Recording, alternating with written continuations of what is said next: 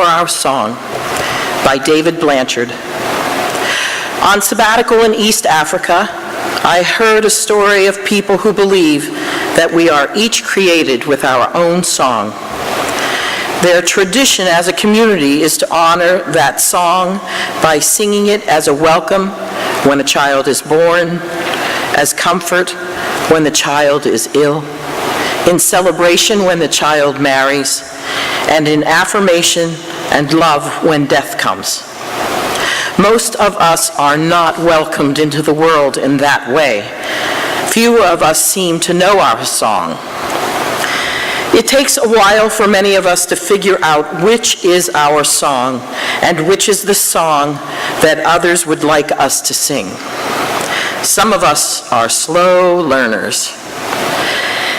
I heard my song not necessarily from doing extraordinary things in exotic places, but also from doing some pretty ordinary things in some routine places.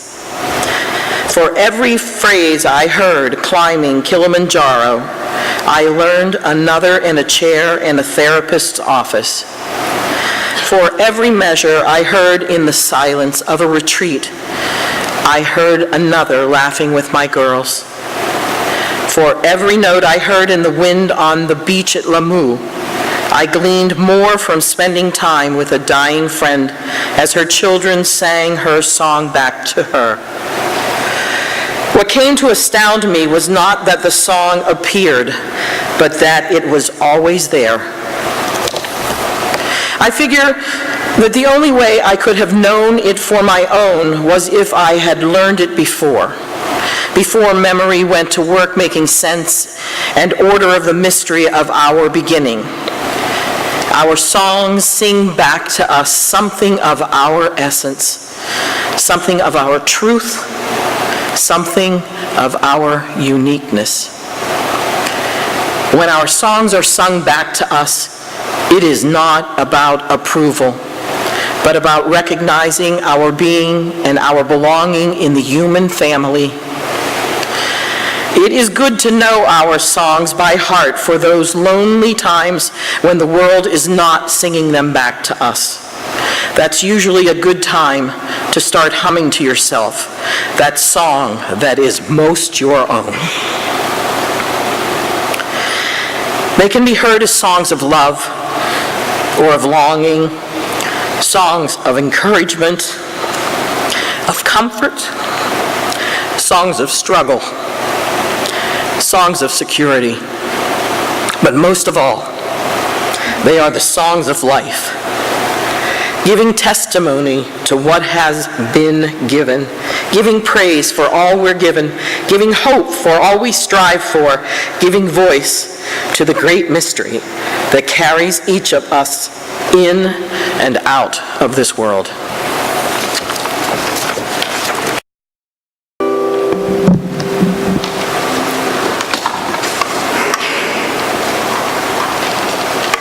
The song that I'm going to sing is, my name's Kurt, and the song I'm going to sing is a spiritual bookmark in my songwriting, which kind of began at 14 when I was playing my guitar and doing the folk music thing.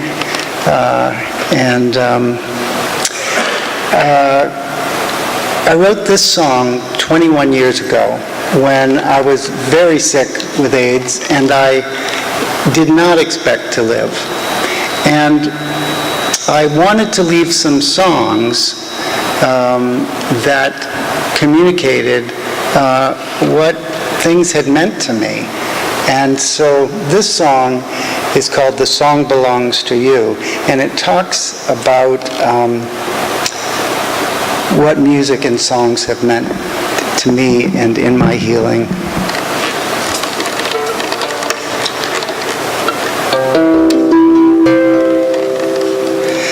A song is like a friend long awaited, someone who's been there all along. Some will live a lifetime without knowing that it's right inside them waiting to be sung. Some will find their song when they are children, others in the arms of those they love. Some find it in the joy and the sorrow living brings. Others find their song in everything. Don't bury my bones or send my ashes sailing on a breeze. Think of me in a melody that sets your heart free, with words that speak of what you've dreamed, how love has come to you, and the song you are singing belongs to you. Once you've found your song, you must protect it, like the seashore tends to the wild roses grown. For when your winter comes and your seasons are done, your song will sing for you as you go. So don't bury my bones or send my ashes sailing on a breeze. Think of me in a melody that sets your heart free, with words that tell of what you've dreamed and how love has come to you, and the song you are singing belongs to you.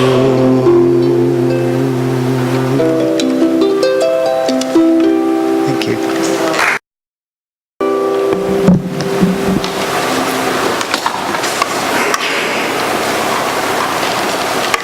The song that I'm going to sing is, my name's Kurt, and the song I'm going to sing is a spiritual bookmark in my songwriting, which kind of began at 14 when I was playing my guitar and doing the folk music thing.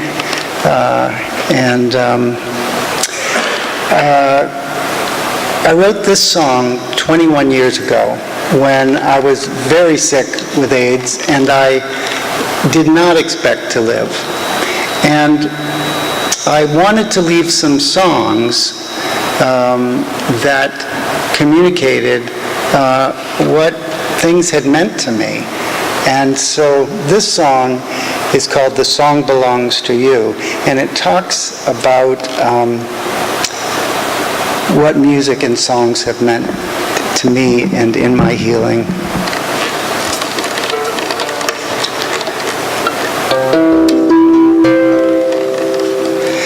A song is like a friend long awaited, someone who's been there all along. Some will live a lifetime without knowing that it's right inside them waiting to be sung. Some will find their song when they are children, others in the arms of those they love. Some find it in the joy and the sorrow living brings. Others find their song in everything. Don't bury my bones or send my ashes sailing on a breeze. Think of me in a melody that sets your heart free, with words that speak of what you've dreamed, how love has come to you, and the song you are singing belongs to you. Once you've found your song, you must protect it, like the seashore tends to the wild roses grown. For when your winter comes and your seasons are done, your song will sing for you as you go. So don't bury my bones or send my ashes sailing on a breeze. Think of me in a melody that sets your heart free, with words that tell of what you've dreamed and how love has come to you, and the song you are singing belongs to you.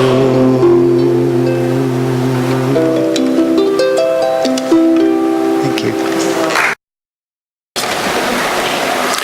The Orpheus Club by Stacy Horn.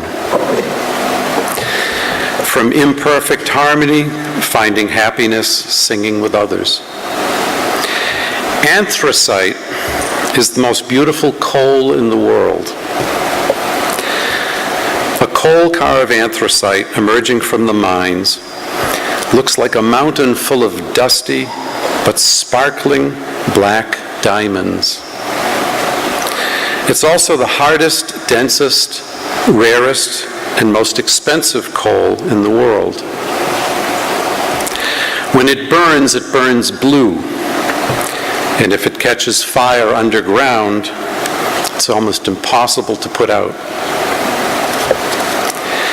An anthracite fire that began in Centralia, Pennsylvania in 1962 continues to burn today. On the morning of June the 5th, 1919, in Wilkes-Barre, Pennsylvania, 92 men died in one of the worst disasters in the anthracite mines of Pennsylvania. It happened quickly. The men were riding in a line of mine cars when sparks from a trolley wire or a miner's lamp ignited 24 kegs of blasting powder loaded in the rear. There was a roar, read the newspaper account. And in an instant, every man, boy, and on the train was either dead or dying. Not long after that day, while scores of miners were still being treated for burns and amputated arms and legs, 13 local men left their jobs in and around the mines and met at Grant Street School, christened themselves the Orpheus Glee Club, and began to sing. All of the men in the Orpheus Glee Club were either miners or sons or brothers of miners. They also were mostly Welsh. For them, singing was how they celebrated and also how they grieved.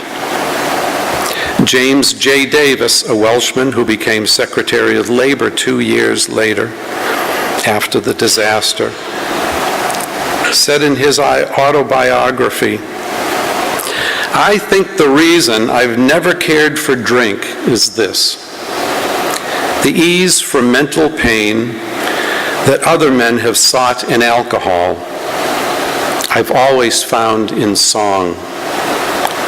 The whole land of Wales echoes with the folk songs of people who sing because they must. I know that need. I've been singing with the Choral Society of Grace Church in downtown New York since 1982. When I'm standing up there with the choir, looking out at 1,000 faces glowing in the incandescent light, singing some of the greatest music humanity has ever produced, I believe I know what made those miners sing. It's true that I didn't climb out of a coal mine, but I've lived half a century now, and you don't live this long without knowing some of life's sorrows. As long as I'm singing, though, it's as if I'm inhabiting another reality. I become temporarily suspended in a world where everything bad is bearable, and everything good feels possible. Don't cry, sing. A man with a family fighting in Afghanistan tweeted recently, "I do both." For me, somebody told me that I couldn't hold pitch 20 years ago. So I found a teacher, and I can hold pitch, and I can do shows, and I can sing with choruses, and there's a whole bunch of places, bunch of things, and a bunch of people that I know because of my love of music and the people who make music. If somebody told you you can't hold pitch or you can't sing, show up on Sunday. We'll work that out. It's no problem at all. Thank you.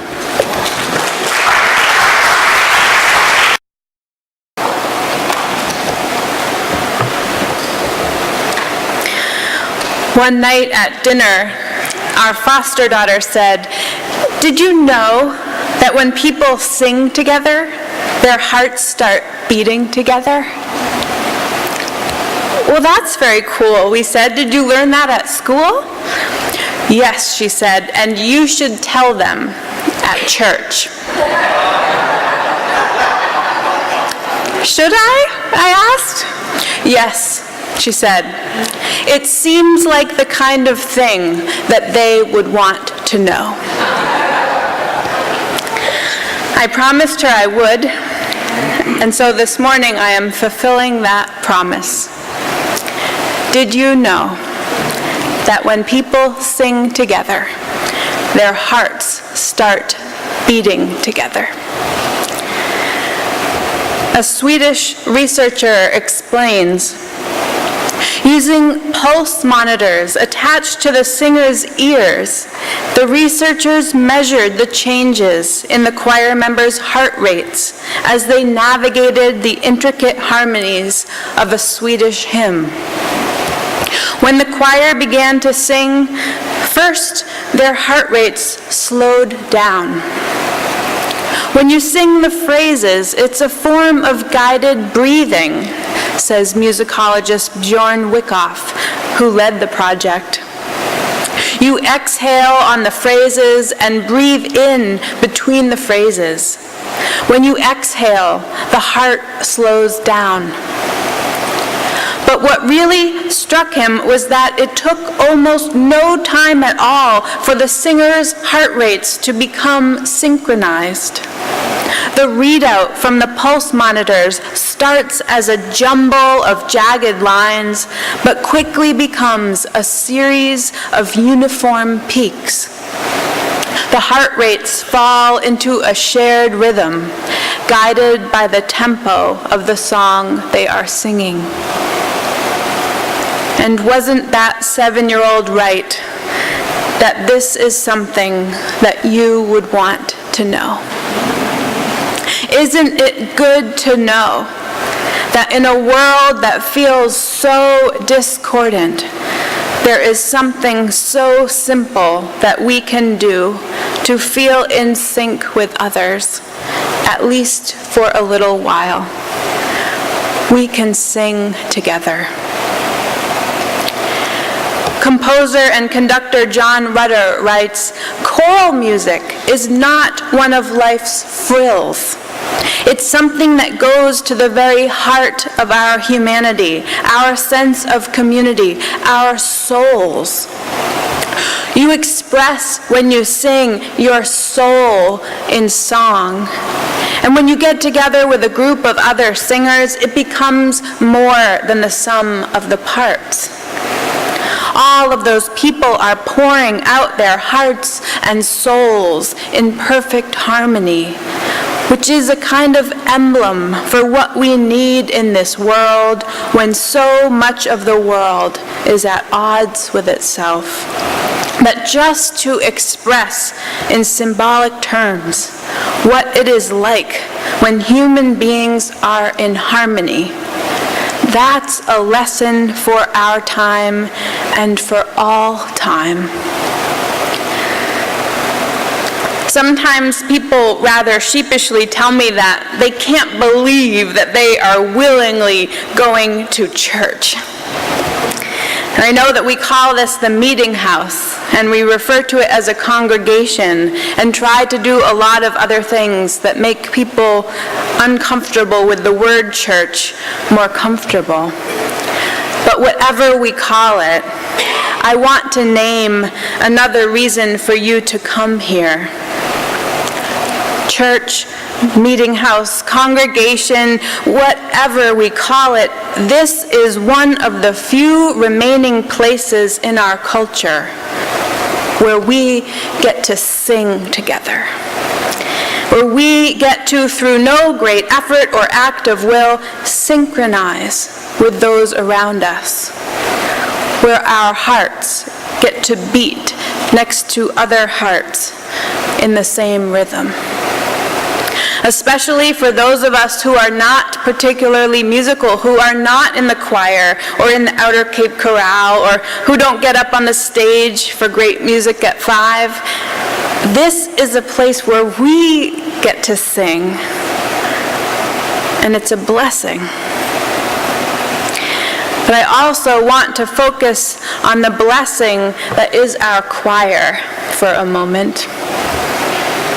I always say that a school or a church without a choir is like a body without a soul, John Rutter says. We have to have a soul in our lives. And everybody tells me who has sung in a choir that they feel better for doing it. Whatever cares of the day, if the choir meets after a long day of school or work, he says, somehow you leave your cares at the door. For a couple of hours at the end of the day, there is just making music. That's the only thing that matters at that moment. And you walk away refreshed. You walk away renewed. I think politicians and educators need to take note, he says. Choral singing is not a frill. It's like a great oak that rises up from the center of the human race and spreads its branches everywhere. That is what music does for us. So this morning we take time to honor and thank our choir, the soul of our meeting house. And we take time to give thanks for the music in our lives. Music that helps us to find our own song, figure out who we want to be in this world, and how we want to be remembered.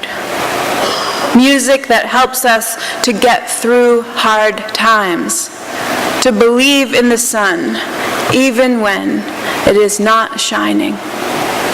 And music that connects us to a community beyond ourselves, helping our hearts to beat in the same rhythm with others, if only for the length of a song. And isn't that what we need more of right now? John F. Kennedy once said, "Behind the storm of daily conflict and crisis, the dramatic confrontations, the tumult of political struggle, the poet, the artist, the musician continues the quiet work of centuries, building bridges of experience between peoples, reminding us of the universality of our feelings and desires and despairs, and reminding us that the forces that unite are deeper than those that divide."